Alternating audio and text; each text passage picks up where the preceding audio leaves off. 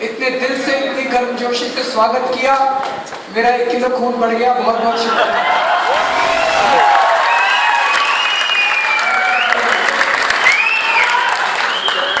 दोस्तों, दिल्ली से सीधा आ रहा हूं और आप लोगों के लिए एक संदेश लेके आया हूं कि आम आदमी पार्टी दिल्ली जीत रही है।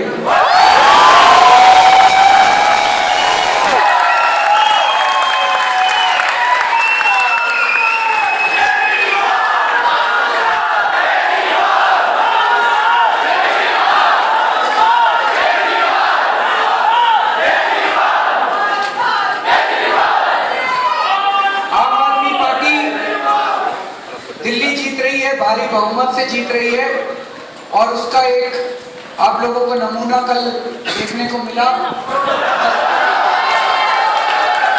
एक एग्जाम्पल देखने को मिला।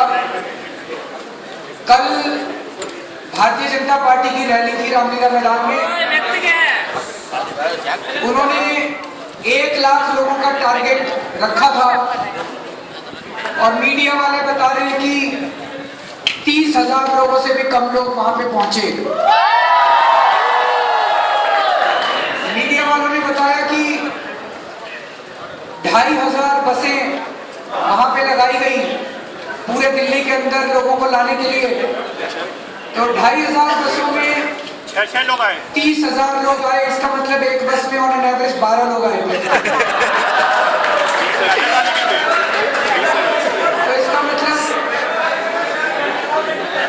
जनता के अंदर भारतीय जनता पार्टी की कनेक्शन बिल्कुल टूट चुका है और जो पूरी कल रैली हुई उसके पूरे जो उनके लीडर्स के हाव भाव, बॉडी लैंग्वेज था और अभी फादर ने भी मेंशन किया जिस तरह की भाषा उन्होंने प्रयोग की, उस सबसे ये लगता है कि वो लोग बुरी तरह से घबराए हुए हैं,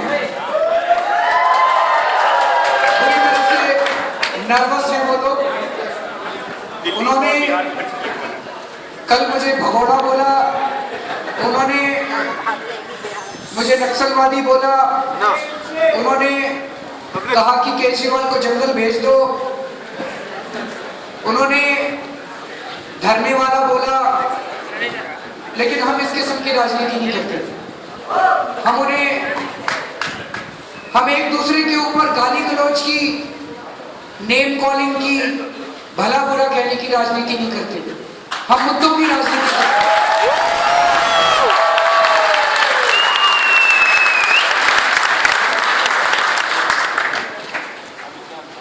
49 दिनों में हमने इतने सारे काम किए दिल्ली के अंदर। आज हमारे जो सबसे कट्टर विरोधी हैं, जैसे दिल्ली में म्युनिसिपल कॉर्पोरेशन है, म्युनिसिपल कॉर्पोरेशन दिल्ली में बीजेपी के पास है। अभी 2-3 महीने पहले म्युनिसिपल कॉर्पोरेशन में सारे बीजेपी के काउंसलर्स की मीटिंग हुई और मीटिंग में उन्होंने डिस्कस किया कि ये केजरीवाल ने 49 दिन में रिश्वतखोरी बंद कर दी, हमसे क्यों नहीं होती है।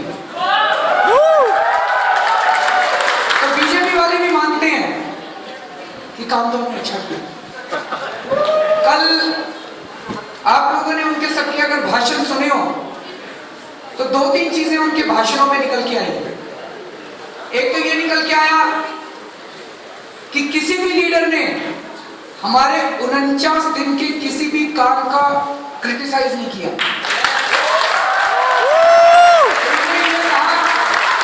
उन्होंने कहा केजरीवाल भगौड़ा है, केजरीवाल नक्सलवादी है, केजरीवाल ऐसा, केजरीवाल जैसा भी है, केजरीवाल इंपॉर्टेंट नहीं है। लेकिन कल उन्होंने एक भी लाइन 49 दिन की नहीं बोली। इसका मतलब बीजेपी वाले भी मानते हैं 49 दिन।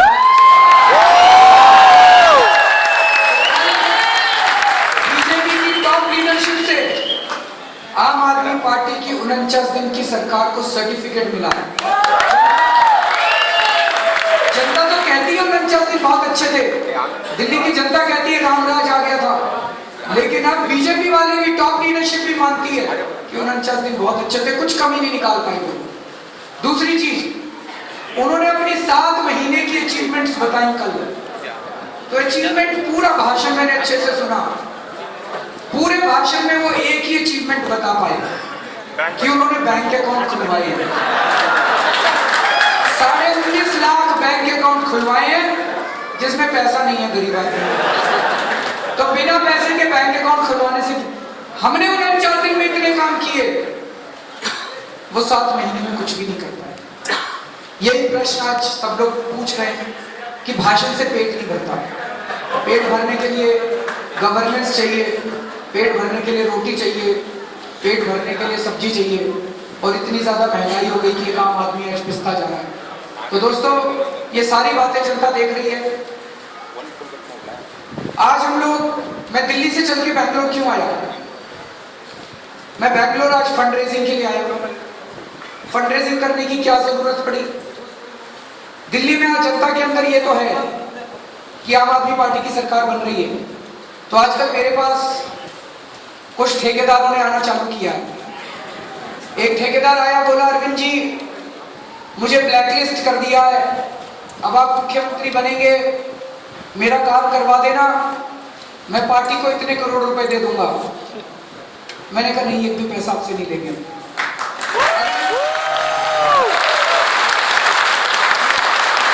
अगर हमें यही काम करना होता, 2 नंबर का पैसा लेना होता, गलत काम करवाने का पैसा लेना होता, तो फिर राजनीति में आने की क्या जरूरत है? फिर चली रही थी राजनीति। राजनीति में पैसा कहां से आता है, चुनाव लड़ने के लिए पैसा कौन देता है, ये एक बहुत महत्वपूर्ण क्वेश्चन है, बहुत इंपॉर्टेंट क्वेश्चन है। इसका जवाब डिसाइड करता है कि आपको गवर्नेंस कैसी मिलेगी। आपने लोकसभा में देखा कितना पैसा खर्च किया इन लोगों ने चुनाव में। कोई कह रहा था टीवी और प्रिंट मीडिया का ही अगर मिला लें तो इन लोगों ने कम से कम 10,000 करोड़ रुपए खर्च किए, और अगर सारा मिलाएं तो 20-25 हजार करोड़ रुपए खर्च किए। आपसे कोई बीजेपी वाला डोनेशन लेने आया? कोई कांग्रेस वाला डोनेशन लेने आया? केवल आम आदमी पार्टी घर घर में जा रही है डोनेशन मांगने। तो बीजेपी और कांग्रेस का डोनेशन कहां से आया? उन लोगों के 20-25 हजार करोड़ रुपए कहां से आए? किसी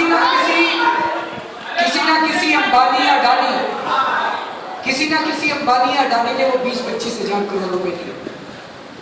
उन अंबानी अडानी कुछ चंद लोगों ने 10-15-20 लोगों ने मिलके 20-25 हजार करोड़ दिए। जिन लोगों ने वो पैसा दिया उन्होंने डोनेशन नहीं दिया, उन्होंने इन्वेस्टमेंट किया।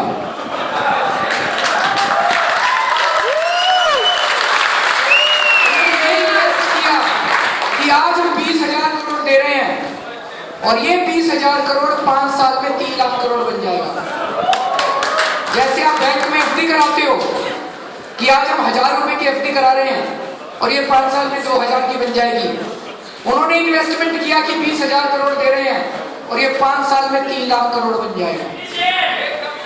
ये इन्वेस्टमेंट उन्होंने किया। जब ऐसा पैसा लेके पार्टी चुनाव लड़ती है तो फिर जीतने के बाद उस मुख्यमंत्री या उस प्रधानमंत्री तक आम जनता की पहुंच नहीं होती, इन 10-15 लोगों की पहुंच होती है। पॉलिसीज जनता के लिए नहीं बनाई जाती, इन 10-15 लोगों के लिए बनाई जाती है। पॉलिसीज यही लोग बनाते हैं देश की, जनता पॉलिसीज नहीं बनाती। इसी को बदलना है अपने को, और इसी को बदलने के लिए हम लोग देश भर में घूम घूम के फंड रेजिंग इवेंट्स कर रहे हैं। क्यों कर रहे हैं? मैं आपको एक छोटा सा एग्जांपल देता हूं। दिल्ली के अंदर आज अगर मैं बिजली कंपनी के मालिक से पैसा लेके चुनाव लड़ूं तो चुनाव जीतने के बाद मालिक आएगा और कहेगा अरविंद जी पैसा दिया था, बिजली के दाम बढ़ाओ, तो बढ़ाने पड़ेंगे, एहसान है उसका। और अगर मैं आप लोगों से चंदा लेके, दिल्ली की जनता से चंदा लेके चुनाव लड़ूं तो चुनाव के बाद जनता मुझे आएगी, कहेगी अरविंद जी पैसा भी दिया था, वोट भी दिया था, बिजली के दाम घटाओ, तो घटाने पड़ेंगे।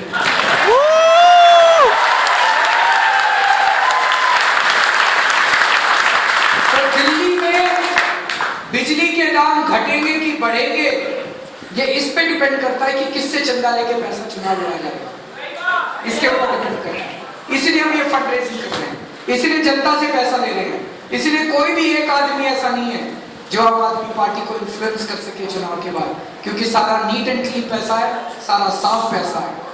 पहली बार इस देश के अंदर हम सब लोग मिडिल क्लास से आते हैं, हम सब लोग सोचा करते थे अरे चुनाव के लिए, चुनाव तो 2 नंबर के पैसे से लड़े जाते हैं, चुनाव लड़ने के लिए तो 2 नंबर का पैसा चाहिए।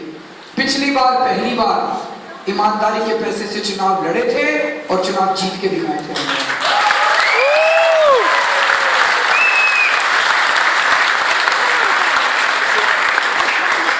हम लोग माना करते थे कि चुनाव तो गुंडों का काम है, राजनीति तो गुंडों का काम है, क्रिमिनल्स का काम है, क्रिमिनलाइजेशन के बिना राजनीति नहीं हो सकती। पिछली बार सारे साफ क्लीन कैंडिडेट्स को खड़ा किया। हमारे लिए 3C इंपॉर्टेंट है, कैरेक्टर, क्रिमिनल, क्राइम और करप्शन। अगर इन 3C में से किसी भी एक C में अगर कोई व्यक्ति डिस्क्वालीफाई होता है, हम उसको टिकट नहीं देते। अगर उसके पास कोई, उसके ऊपर कोई क्रिमिनल चार्ज है, अगर उसके ऊपर कोई करप्शन का चार्ज है, अगर उसका कैरेक्टर खराब है, हम उसको टिकट नहीं देते। ये एलिजिबिलिटी क्राइटेरिया। पिछली बार आपने देखा चुनाव के 3 दिन पहले हमने एक कैंडिडेट की टिकट कैंसिल कर दी थी, सीट खाली छोड़ दी थी। आज तक भारत के इतिहास में कभी नहीं हुआ कि मेन स्ट्रीम पार्टी ने चुनाव के पहले जीतने वाली सीट खाली छोड़ दी है।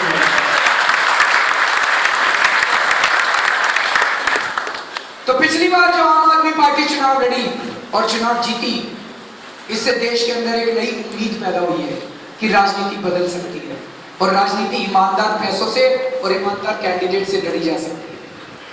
पिछली बार चुनाव में इन्होंने अपने को हल्के में ले लिया था। इन्होंने कहा 2 सीट आएंगी, 3 सीट आएंगी। सारे मीडिया वाले भी हमारा मजाक उड़ाते थे, 2 सीट आएंगी, उनकी 3 सीट आएंगी। किसी को उम्मीद नहीं थी 28 सीट आएंगी, किसी को उम्मीद नहीं थी सरकार बन जाएगी। लेकिन इस बार दिल्ली के अंदर माहौल बिल्कुल अलग है। कांग्रेस कहीं पिक्चर में नहीं है, टक्कर सीधे आम आदमी पार्टी और बीजेपी के अंदर है।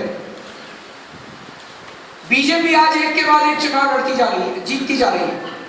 लोकसभा के चुनाव जीते, हरियाणा के चुनाव जीते, महाराष्ट्र के चुनाव जीते, झारखंड के चुनाव। दिल्ली में आके इनकी सांस अटक गई है।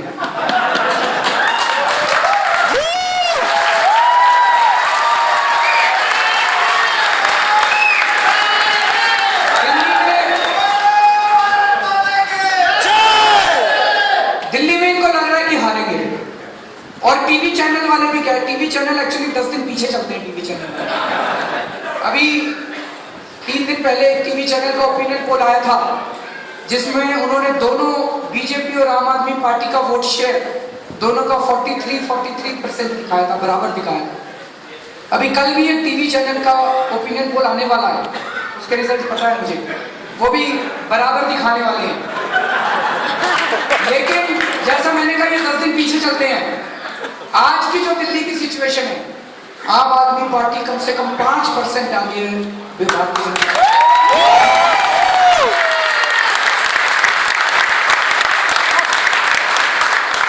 तो दिल्ली के अंदर इनकी सांस अटक गई है बीजेपी वाली।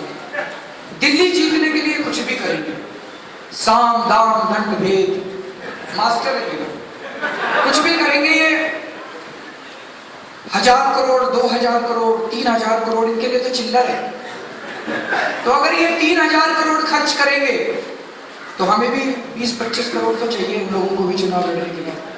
हमें भी थोड़े बहुत होर्डिंग लगाने पड़ेंगे, थोड़े बहुत हमें भी प्रचार करना पड़ेगा। तो इसीलिए मैं, आप सब लोग आज यहाँ पे आए हैं, आप सब लोगों को इसमें ज़्यादा से ज़्यादा डोनेट करना है। आम आदमी के पैसे से हम चुनाव लड़ना चाहते हैं, तो आप जाने से पहले भी जितना डोनेट कर सकते हैं कीजिएगा। घर जाके वेबसाइट पे ऑनलाइन भी डोनेशन दे सकते हैं। और आम आदमी पार्टी ने एक आए फंड ऑनेस्ट पार्टी चैलेंज शुरू किया है।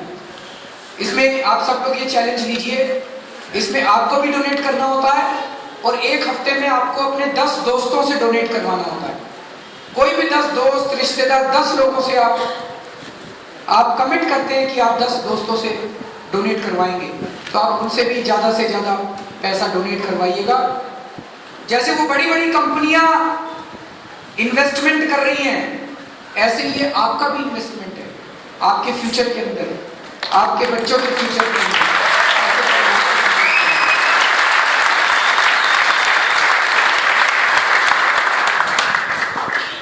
आप में से बहुत सारे लोग आईएसी के दिनों से जुड़े हुए हैं। याद है आईएसी में हम लोग झंडा लेके घुमा करते थे, हम लोग चिल्लाया करते थे भ्रष्टाचार मुक्त भारत, भ्रष्टाचार मुक्त भारत। लेकिन एक दिल के कोने में एक क्वेश्चन होता था कि यार ये भ्रष्टाचार खत्म हो सकता है क्या इस देश से? कई लोग कहते थे आज भारत के लोग तो जन्मजात भ्रष्टाचारी हैं, हमारे तो डीएनए में भ्रष्टाचार है, खून में भ्रष्टाचार आ गया इंडिया में। मैं नहीं मानता था, मुझे लगता है इंडिया के लोग बहुत अच्छे हैं। हम ही लोग जब अमेरिका जाते हैं तो अमेरिका के सारे कोई एमएनसी उठा लीजिए, एमएनसी के टॉप पोजीशन पे आपको इंडिया के लोग मिलेंगे। इनके रॉकेट भी हम ही चलाते हैं अमेरिका वालों के। सारे देश दुनिया भर में आप कहीं चले जाइए, इंडिया के लोग कितना बढ़िया कर रहे हैं। अपने देश में आके कुछ गड़बड़ हो जाती है, अपने देश में आके हम फेल हो जाते हैं। क्यों? सिस्टम गड़बड़ है। इस सिस्टम को अगर हम ठीक कर दें तो हमारे देश के लोग इतने मेहनती और इतने इंटेलिजेंट हैं कि हम भारत को कहीं का कहीं पहुंचा देंगे।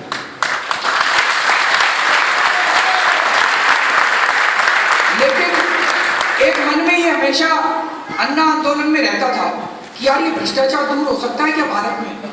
ये लोकपाल बिल से भी दूर होगा क्या? 49 दिन जो सरकार चलाई उसमें ये तो साफ हो गया। दिल्ली के अंदर अगर आपके दोस्त से आप पूछना, दिल्ली में हम लोगों ने रिश्वतखोरी बंद कर दी थी।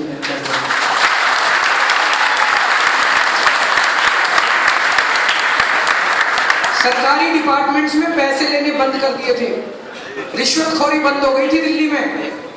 और ऐसा नहीं कि काम नहीं होता था, काम जल्दी जल्दी होने लगा था।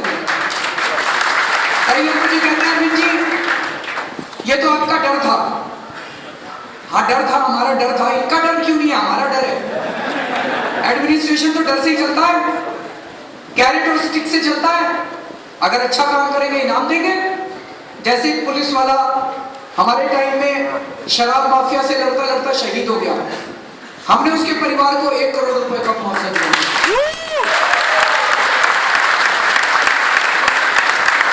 लेकिन जो बेईमान है उनके सीने में डर पैदा कर दिया था कि अब अगर कुछ करोगे तो जेल भेज देंगे।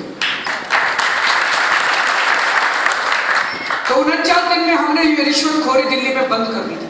65 साल में इनसे बंद नहीं हुई, बीजेपी कांग्रेस वालों से बंद नहीं हुई। कल प्रधानमंत्री जी ने भी इसमें बोला कि देश में बहुत रिश्वतखोरी है, लेकिन बोले चिंता मत करो, अभी मैंने टॉप से रिश्वतखोरी बंद करनी शुरू की है। उन्होंने बोला कि अभी 7 महीने में मैंने प्रधानमंत्री दफ्तर की रिश्वतखोरी बंद की है और धीरे धीरे मैं आपकी गली तक भी पहुंचूंगा।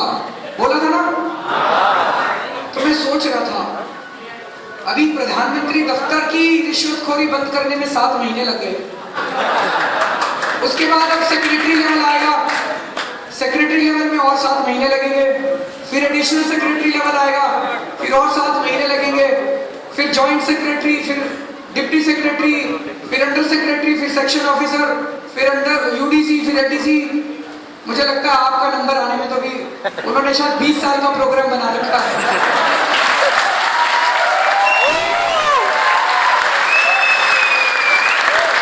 तो मैंने उनको ये बोला कि भाई हमने 49 दिन के अंदर घर घर के अंदर रिश्वतखोरी, घर घर से, हर डिपार्टमेंट से रिश्वतखोरी बंद कर दी थी हमने 49 दिन में। तो ये टेक्नोलॉजी हमें आती है, ये टेक्निकल नो हाउ हमारे पास है।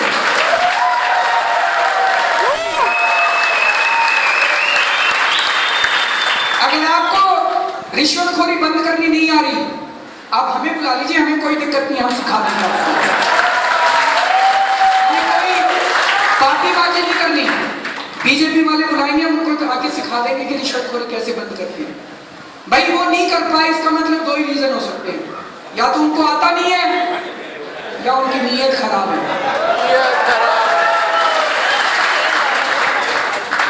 आता तो है, नीयत खराब है। तो दोस्तों,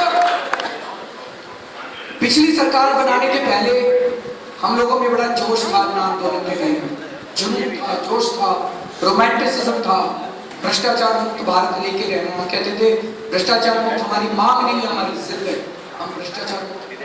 आज 49 दिन की सरकार चलाने के बाद हमारे अंदर कॉन्फिडेंस है कि भारत भ्रष्टाचार मुक्त हो सकता है।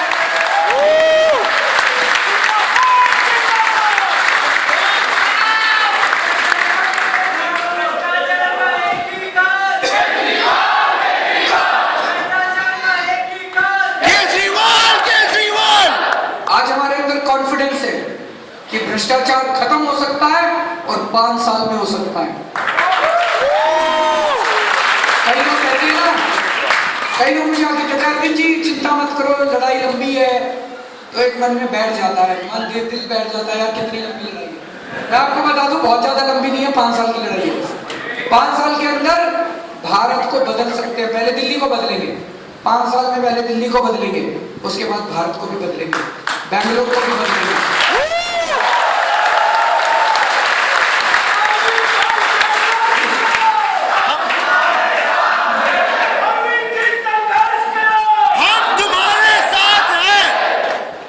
तो दोस्तों, आप लोग जो भी डोनेशन देंगे वो उस भ्रष्टाचार मुक्त भारत के सपने को पूरा करने के लिए देंगे।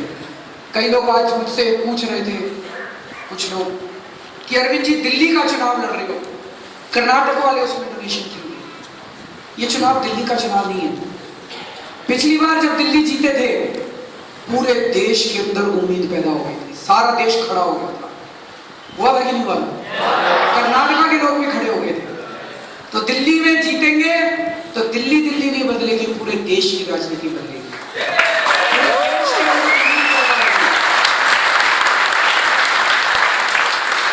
बेंगलोर भी बदलेगा उसके बाद सारे। तो इसीलिए अब सब लोगों से रिक्वेस्ट है,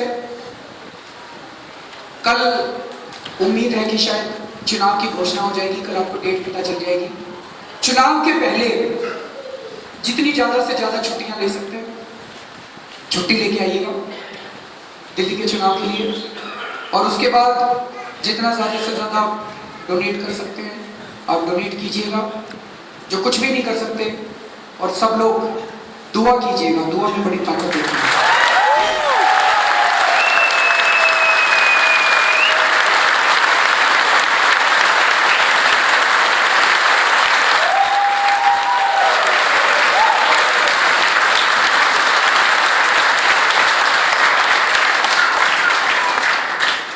आप सब लोगों का बहुत बहुत शुक्रिया, थैंक यू सो मच।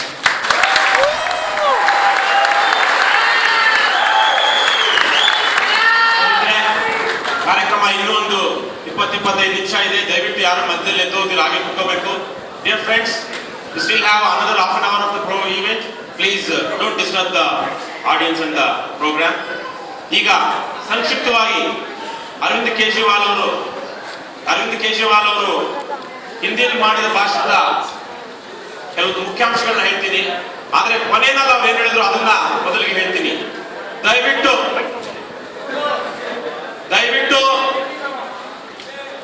ಹಣದ ಸಹಾಯ ಮಾಡಿ, ದೇಣಿಗೆ ಕೊಡಿ. ಸಾಧ್ಯ ಆದ್ರೆ ರಜಾ ಹಾಕಿ ದೆಹಲಿ ಬಂದು ಚುನಾವಣಾ ಪ್ರಚಾರದಲ್ಲಿ ಪಾಲ್ಗೊಳ್ಳಿ. ಆಗ್ಲಿಲ್ಲ ಅಂದ್ರೆ ಕನಿಷ್ಠ ಆಶೀರ್ವಾದನಾದ್ರೂ ಮಾಡಿ ಅಂತ ಕೇಳ್ಕೊಂಡು